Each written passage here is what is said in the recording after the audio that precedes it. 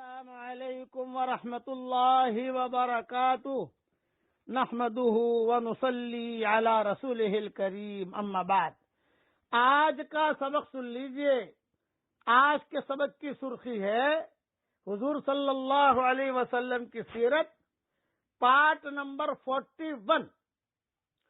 ایک اور روایت بھی سن لیجئے کہ غار حرا میں جب حضرت جبریل آئے تو یہ روایت بھی ہے بحقی وغیرہ میں کہ جبریل نے آپ کے لیے ایک بہت اچھا مسند بنایا، آپ کو اس پر بٹھایا اور اس پر جو ہے ہیرے جڑے ہوئے تھے۔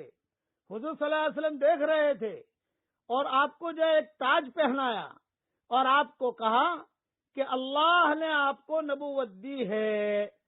تو آپ فرماتے تھے میں تو بہت خوش ہو گیا کہ اللہ تعالیٰ نے مجھے یہ چیز دی، اور بہت اہتمام سے دیا، جیسے کسی کو ہدیہ دیا جاتا ہے تو ایک دم سے نہیں دیا جاتا، ذرا کور میں لپیٹ کر اچھی طریقے سے کر کے اور اچھی طریقے سے بہت عزت کے ساتھ تھیلی میں ڈال کر، تو اس طریقے پر حضور صلی اللہ علیہ وسلم کو نبوت ملی۔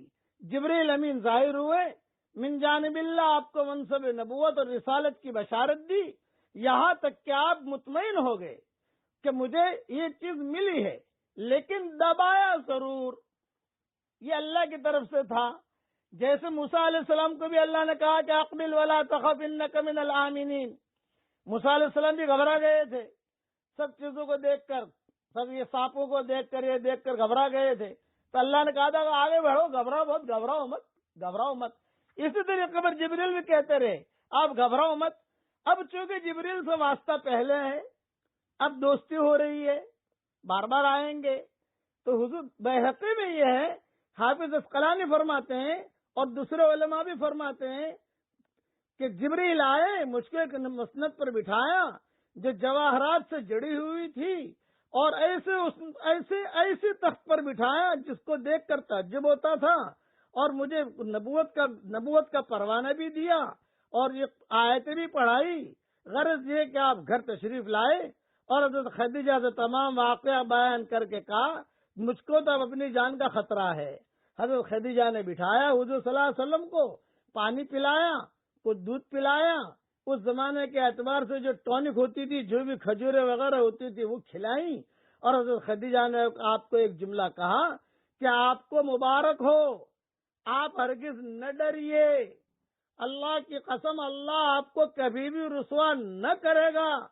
آپ تو صلہ رحمی کرتے ہیں، آپ کی صلہ رحمی بالکل محقق ہے، ہمیشہ آپ سچ بولتے ہیں، لوگوں کے بوجھ اٹھاتے ہیں، یعنی دوسروں کے قرضے اپنے سر رکھتے ہیں، ناداروں کی خبر گیری فرماتے ہیں، آپ امین ہیں، لوگوں کی امانتیں ادا کرتے ہیں، مہمانوں کی ضیافت کا حق ادا کرتے ہیں، حق بجانب امور میں آپ ہمیشہ امین اور مددگار رہتے ہیں۔ یہ روایت بخاری اور مسلم کی ہے۔ ابن جریر کی ایک روایت میں ہے کہ حضرت خدیجہ نے یہ بھی فرمایا کہ آپ نے کبھی کسی فاحشہ کے پاس سے نہیں پھٹکے، کوئی گناہ آپ نے نہیں کیا یا کسی فاحشہ کے پاس سے پھٹکے ہوں۔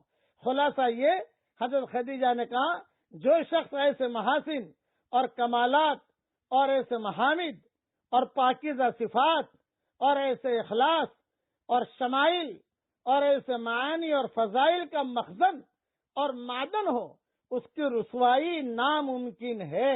وہ نہ دنیا میں رسوا ہو سکتا ہے نہ آخرت میں۔ حضور صلی اللہ علیہ وسلم دھیان سے سن رہے تھے، جب حضور صلی اللہ علیہ وسلم دھیان سے سن رہے تھے تو حضور کو یہ ٹینشن بھی تو مجھے تسلی دے رہی ہے لیکن وہ دباتا ہے، مجھے تکلیف ہوتی ہے، وہ تکلیف کا کیا کروں؟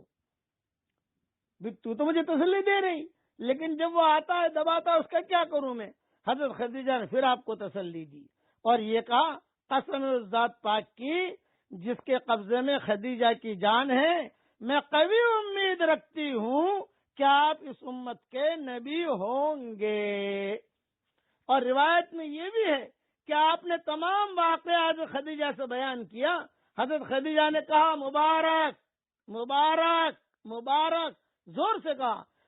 وہ فرشتہ ہے جو فرشتہ آیا تھا آپ کے پاس، اور وہی فرشتہ ہے جو عیسیٰ اور موسیٰ کے پاس آیا کرتا تھا، اور آپ کو بشارت ہو اللہ کی قسم اللہ تعالیٰ آپ کے ساتھ سوائے خیر اور بھلائی کے کچھ نہ کرے گا۔ جو منصب اللہ کی جانب سے آپ کے پاس آیا ہے اس کو قبول کیجئے اور بلا شبہ حق ہے۔ اور پھر کہتی ہوں، حضرت خدیجہ نے پھر کہا، حضرت آپ سے پھر کہتی ہوں کہ آپ کو بشارت ہو، آپ یقیناً اللہ کے رسول برحق ہیں۔ بقیہ تفصیل انشاءاللہ کل پوری